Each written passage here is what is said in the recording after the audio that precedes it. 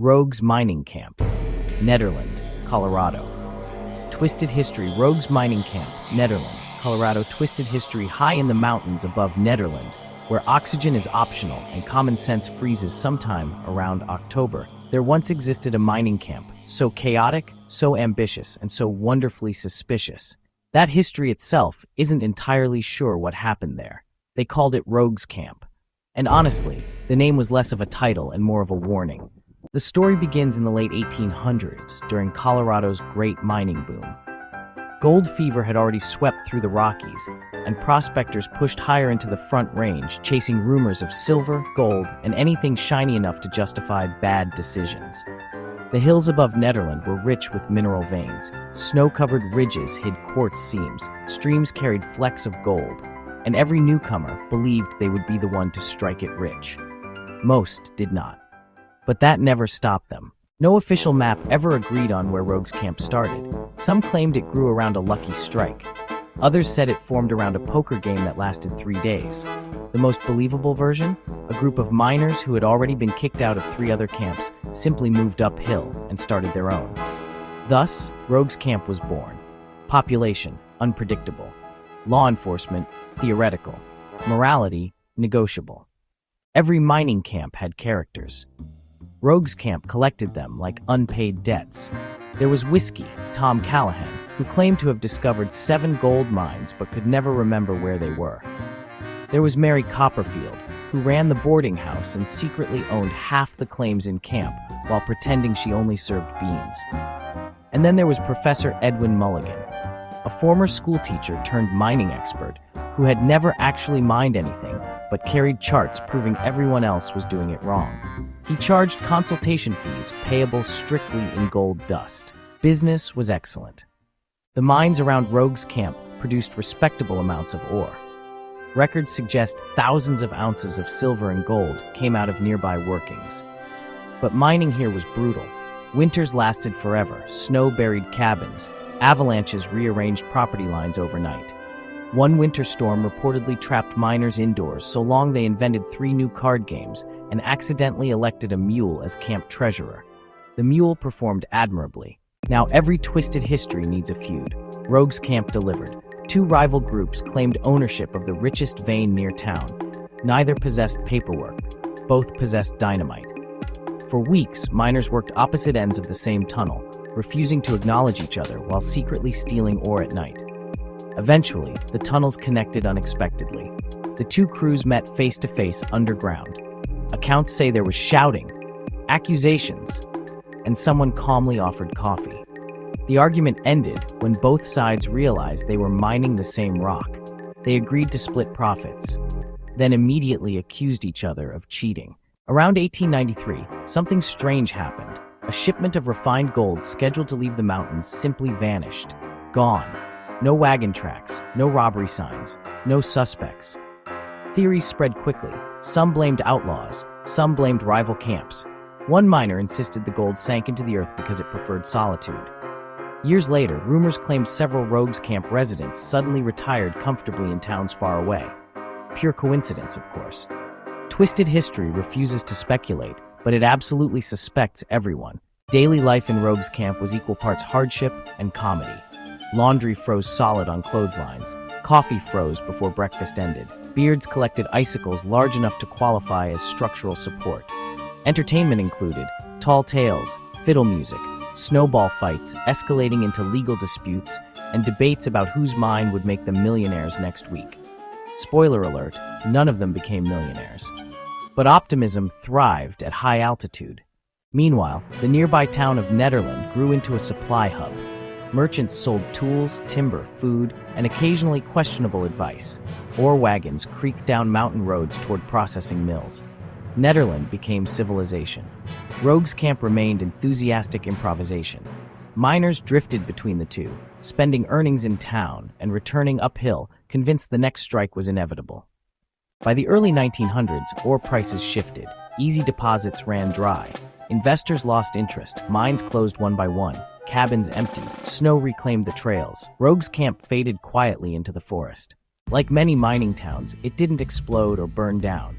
It simply stopped shouting and slipped into memory. Today, Hikers around Nederland occasionally stumble upon old foundations, rusted tools, or collapsed shafts hidden beneath pine trees. Locals tell stories of lantern lights seen in the woods, Ghostly hammering sounds carried on cold air, and missing hiking snacks mysteriously blamed on former miners. Whether ghosts exist or not, the spirit of Rogues Camp definitely lingers, because places built on ambition never disappear completely. Why Rogues Camp matters. Rogues Camp represents the real frontier story. Not perfect heroes, not polished history, but stubborn people chasing impossible dreams in impossible places. They fought mountains, they fought weather, and sometimes they fought each other. Yet they built communities where none existed before. That's the strange magic of Colorado mining history. It's equal parts courage, chaos, and questionable decision-making. And that brings us to the end of today's twisted journey into the forgotten mining camp above Nederland. If you enjoyed this story of rogues, miners, disappearing gold, and high-altitude optimism, go ahead and give this video a thumbs up. It helps more history wanderers find the channel. Make sure you subscribe so you don't miss next week's Twisted History, where the facts bend, legends grow taller, and the Old West refuses to behave itself. Thanks for watching. Gap 1.0, night, lantern beams sweep over frost-silvered pines. They called it the Echo Mine, tucked above Rogues Camp, where the timberline thins and your breath turns to little ghosts in the beam. Gap 0.5s, slow push on a black shaft mouth, faint wind. Locals swore the mountains talked back up here, answered questions you didn't ask. Explorers did what explorers do. They went listening. Quick-cut tunnel interior, dust motes drift like snowfall. That's when they heard it, rhythmic hammering. Not the panicked clatter of a cave-in, but steady, measured, like a shift boss counting time. From inside a mine that had been boarded for years, Gap 0.7s, footfalls crunch on frozen scree, breath visible. A search party followed the ring to the portal, pried their way in. Silence point swallows the track. Audio drops to a low thrum. No footprints in the damp finds. No lantern soot. No fresh bites on the timbers. Only silence, and a thin curl of blasting powder on the air, the kind that sits in your teeth and won't let go. Cut archival photo flashes, miners with single jacks, back to empty drift, back to drift. They returned at dawn with more men, more light. The hammering again, farther in now, like the rock itself was working overtime, snapped to black, then a slow reveal of a dead-end face. But at the face, bare rock. No tools, no candles, just the stale breath of a mine remembering something. POV turns, beam catches old chalk marks and a date half lost to time. Beam catches old chalk marks and a date half lost to time. You could say it was wind loose lagging, a trick of acoustics, echoes folding the mountain back on itself. Gap 0.4s, the drone deepens, heartbeat soft percussion. Or maybe the echo mine wasn't bouncing sound at all. Maybe it was bouncing time. Gap 0.2s, lantern click, darkness tightens. Were the miners hearing echoes, or were the echoes remembering miners? Gap 0.0s, the wind carries a faint, impossible tap, 1, 2, 3, then nothing. Ledger pages snap open, neat columns under a warm lamp in a cold cabin. Samuel Pickett came up from the banks in Denver, chasing a simpler life, which, judging by his ledgers, meant twice the math and half the sleep. Coinsacks thought. He tracked everything, ore by cart shares, by fraction investments, by gossip debts, by breath. If a mule sneezed on the switchback, Pickett logged the tissue. Push on figures that don't reconcile. The problem? His numbers and Rogues Camp's numbers never got married. Nederland shipments sometimes outweighed what the mines admitted producing. Other times, wagons went out fat and the books stayed skinny, shipments that existed only in wheel ruts. Cut wagons creaking past frost, mill belts turning. Ask Pickett and he blamed high-altitude error. Thin air, thick math. Happens all the time, he said, with the confidence of a man who could invoice a sunrise. Paperwork stacks lean like snow cornices. Rumor said his cabin was the warmest on the ridge, coal that never ran low, lamp that never guttered. Funny how heat follows good accounting. Close on crossed-out entries, margins full of tiny corrections. He recalculated, reweighed, re-swore. Still, the columns refused to hold hands. Even the echoes in the adit seemed to be counting something he couldn't. Spring melt drips, boots gone from beside the stove. Then one spring, Samuel Pickett wasn't at his desk. slow push empty chair, window breathing cold. On the blotter, a short tidy note, hold, paper under lamp glow in crisp, balance restored, which, depending on your ratio, is either bookkeeping or confession. After Pickett's neat little balance restored, the Ridge went looking for a different kind of math. Subtract the cold, add the laughs. Enter the great snowshoe Olympics. Downhill snowshoe racing, gravity plus furniture feat, miners launching like startled elk, legs windmilling, dignity optional, trophies purely imaginary. Ice beard contests next, clothes on icicles dangling from moustaches, points for length, extra for artistic drips. Disqualified if your beard thawed before the cheering stopped. The judges, whoever wasn't currently face-planting. Nights, the fire became a stage. Competitive storytelling, 3 minutes, 1 lantern, no lies that couldn't wrestle a truth. Ghost mules, singing ore, a bookkeeper who could invoice a blizzard. If you made him laugh, you won. If you made him forget the cold, you were legend. Daylight's favorite game, avoid the avalanche. Mark a safe slope, stomp a starting line. Lob snow clods just enough to whisper the cornice. Sprint like your soup depended on it. It was all bluster and bravado until a real slide roared 2 gullies over. After that, sign-ups thinned faster than a candle in a draft. Still, the punchlines carried on, humor louder than dynamite, echoing through timber and tin. In a place where winter tried to take your breath, laughter gave it back. They arrived polished, boots the color of promises, hats with more city than sky in them. The mountain introduced itself with 6 inches of honest mud. By the second switchback, Denver's finest had altitude headaches and a new respect for oxygen. The miners, grinning like foxes at a henhouse etiquette lesson, clothes on muddy boots slipping, a calloused hand steadies it. In the assay shed, the talk went satin smooth until it met reality's splinters. How long will the mine produce, pen poised like a bayonet? As long as the mountain feels generous, deadpan enough to serve cold. Polite coughs, unpolished boots. A ledger closed softly, the way doors do when they're not welcome to slam. Outside, jokes flew lighter than snowflakes. Careful, gents, profits thin in the wind up here. Miners chuckle, someone tips a battered hat. Dinner was beans, altitude, and a side of perspective. Night fell quick. The city men fell quicker, into cots, into reconsideration. Dawn. The wagon rolled out with the sun, wheels whispering retreat. Miners watched, hands in pockets, breaths making small storms.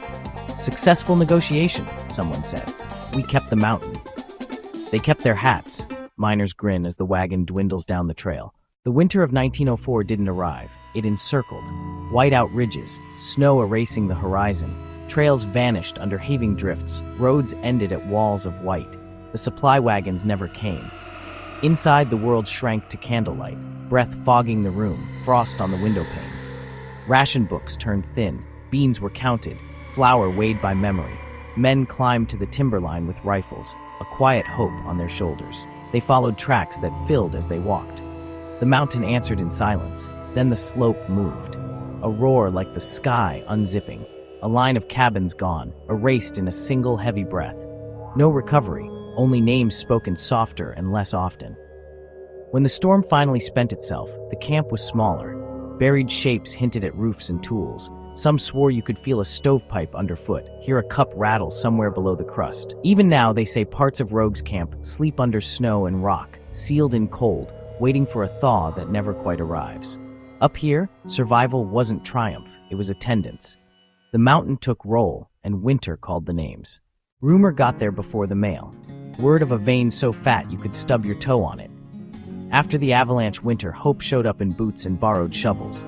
Men drifted back like moths to a lantern. Stakes went into the thawing ground with the confidence of a sure thing. Old claim maps were unfolded, revised, argued over. Tunnels yawned open again. Rails tapped back into place. Candles kissed the damp.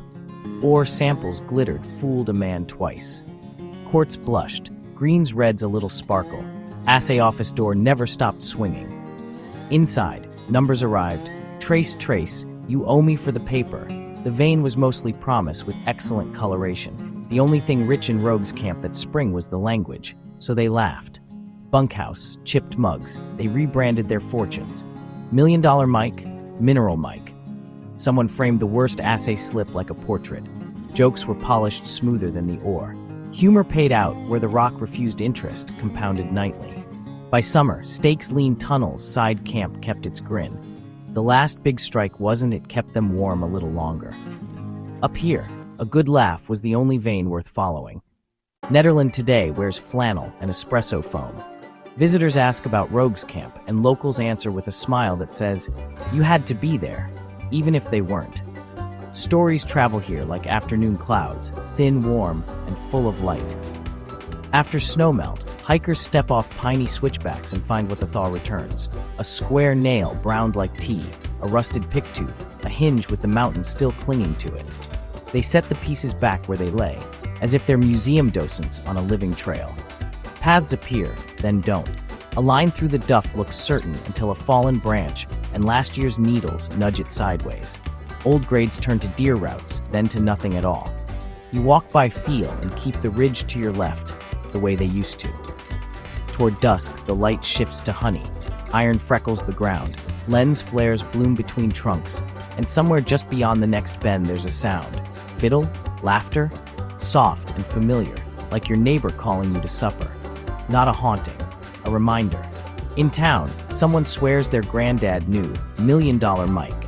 Someone else points up canyon and says the bunkhouse jokes still take the long way home at night. The best finds are still mostly promise with excellent coloration, only now they glitter in conversations at the trailhead and over pie. Up here, the vein that never pinches out is the one you follow with your ears. A laugh, a story, a path that almost was. Nederland keeps them all gently and lets you borrow one for the walk back to your car. Rogues Camp wasn't about totals tallied on paper. It was people. Dreamers with battered hats, risk-takers with frozen boots, optimists arguing around a smoky stove showing up again at dawn. Hands built this place, calloused palms on hickory handles, ink-stained fingers on ledgers no one trusted, gloveless grips on iron too cold to hold bike grips, guitar necks espresso tampers. The tools change. The reach doesn't. Cabins shuddered in the wind, so did tempers. They failed often. They fought often. They shared heat anyway. A roof patched, a pot passed, a joke traded for silence on a long night. That's a ledger you can't count, but you can feel. Look, a pick head on a workbench tuning fork on stage. A bunkhouse window, a cafe window fogged with breath. Trails that almost were sidewalks after a storm. The through line is stubborn hope. Colorado's mountain towns weren't founded by certainty. They were made by people who kept trying when the drift ran out, who argued and forgave, who stayed long enough to become neighbors. Rogues Camp is their handwriting in the margins. That spirit still pays out here.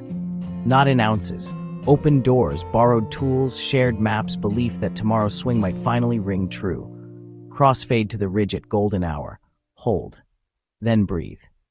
Look up, past the cafe's bike racks to the ridges above Nederland. That's where Rogues Camp laughed, schemed, hoped. Maybe no one struck the fortune they chased. But listen, the timber still keeps their echo. Golden hour folds across the old scars, a seam here, a tailings line there, threads of effort stitched into the slope. We crane back over pines, the town a small warmth below the sky, taking a longer breath.